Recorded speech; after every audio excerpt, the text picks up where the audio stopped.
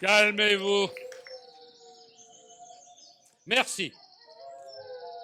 Merci d'être venu suivre cet exposé entièrement consacré aux travaux de Linné. Qui est Carl von Linné? Naturaliste, savant, il a répertorié tous les êtres vivants, nature, genre, espèce, tout est identifié. Tous les représentants du monde animalier porteront désormais une double étiquette. Carl Linné a donné un label à la bête. Label définitif. C'est pourquoi ici je causerai de Linné sans causer de l'acquis. Envers et contre tous, je m'en vais sur le champ vous résumer la classification du vivant, une œuvre titanesque, un travail de fourmi qui occupa Linné durant 3 décennies, un projet gigantesque qu'il me faudra ici résumer en 1 heure, au plus 1 heure et demie. Vous comprendrez dès lors que je doive en pratique prendre quelques distances avec le scientifique. Il me faut malgré moi simplifier son propos et rendre compatible la science et vos cerveaux. Il me faudra couper, découper, recouper. Au passage, je tenterai également de cerner vos 5 sens. Le sens de la formule, le sens de l'à peu près, le sens du ridicule, ce qui nous en fait 3, le sens du contresens, le 5e sens étant bien sûr Camille. Camille Saint-Saëns, compositeur français de l'époque romantique, créateur d'une fantaisie zoologique qui sied à mon propos, je m'en vais tout de go vous présenter le carnaval des animaux. Bref, je vais résumer 30 années de travail dans ce qu'on pourrait appeler une revue de bétail. Attention messieurs, dames, la conférence démarre. Fermez les panthères, attention aux guépards. Tout en bas de l'échelle, l'être unicellulaire. Le petit, le minus, c'est le protozoaire, une seule cellule, à peine moins qu'au PC. C'est vous dire si la bête peut évoluer. Une seule cellule, on vire. Trop petit, ridicule.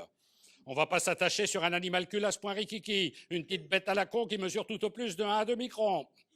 Pas de quoi s'extasier sur un sporozoaire, un hébatozoaire, un foraminifère. Foraminifère. Faudra vous y faire aussi. Je ne parlerai pas de la paramécie. Et que dire de l'amibe? Que les amibes de nos amibes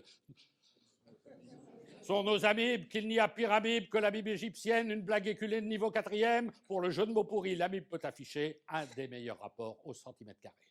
Protozoaire, je vire, et ce n'est pas fini. Je déjaguerai aussi avec la même méthode les platelmates, les rotifères, les nématodes et même les annélides. Tous les vers dégagés. N'allez pas m'expliquer que le lombric est un ami du jardinier. Je n'aime pas les vers qui traînent dans mon jardin. Je n'aime pas non plus ces petits vers marins qui sucent votre sang, souvent à votre insu. Ces suceuses de sang pour nom des sangsues. Et si la sangsusu pour sucer tout ce sang, c'est qu'une sangsue sans sang est une sangsue sans sens.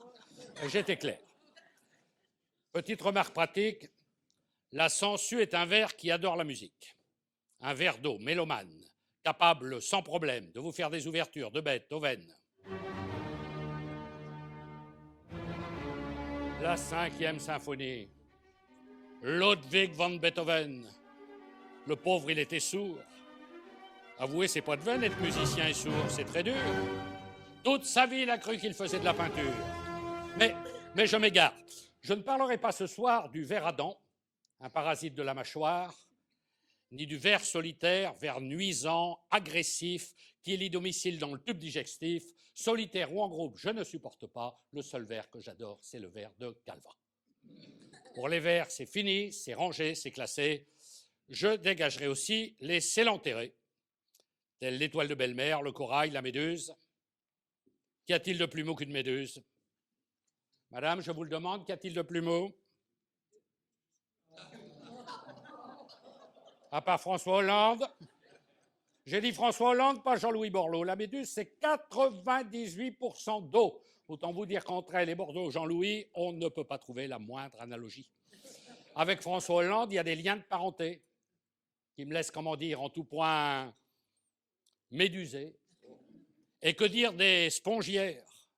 Ces animaux marins qui finiront leur vie dans la main à roumain à laver des pare-brises à un feu tricolore, les spongiaires, je dégage. Je dégagerai encore les échinodermes, tels l'étoile de mer ou l'oursin, pour faire court. Et afin d'être clair, je ne garderai dans tout mon exposé que les mollusques, les arthropodes, les vertébrés.